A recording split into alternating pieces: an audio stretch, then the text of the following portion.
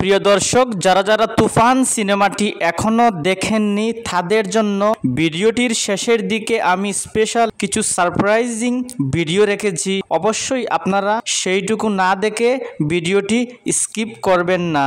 বাংলাদেশে যেখানে ওদের মানে I am taking the liberty of saying that আমাদের মতো হল নেই ওদের ওখানে।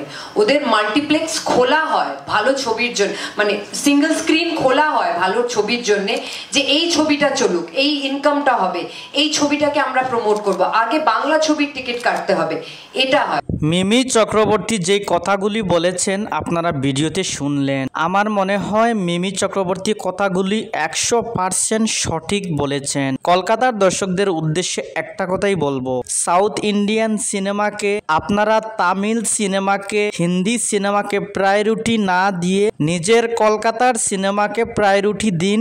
দিন শেষে আপনাদের মাতৃভাষা, মায়ের ভাষা বাংলা ভাষা, আপনারা যদি আপনাদের মায়ের ভাষাকেই যদি ভালোবাসতে না পারেন তাহলে আপনাদের চলচ্চিত্রের অবস্থান কখনোই আর ফিরে দাঁড়াবে না। প্রিয় দর্শক, আপনারা হয়তো অনেকেই জানেন না, তুফান সিনেমাটি বাংলাদেশ থেকে ব্লকবাস্টার হয়েছে তো হয়েছে, তার পাশাপাশি তুফান সিনেমাটি internationally blockbuster super duper hit হয়েছে। প্রিয় দর্শক, এখন জানিয়ে দিব তুফান সিনেমাটি 21 দিনে কত টাকা কালেকশন করে নিয়েছে সারা পৃথিবী থেকে এবং বাংলাদেশ থেকে, তার পাশাপাশি কলকাতা থেকে। প্রিয় দর্শক, তুফান সিনেমাটি বাংলাদেশ থেকে প্রতিদিন 60 থেকে 80 লক্ষ টাকা কালেকশন দিয়ে যাচ্ছে সিনেমা হলে। কলকাতা থেকে 1,20,00,000 টাকা তুফান সিনেমাটি 2 দিনে ইনকাম করে নিয়েছে ইতিমধ্যে। তুফান সিনেমাটি ওয়ার্ল্ড বাই গ্রস কালেকশন ইতিমধ্যে করে ফেলেছে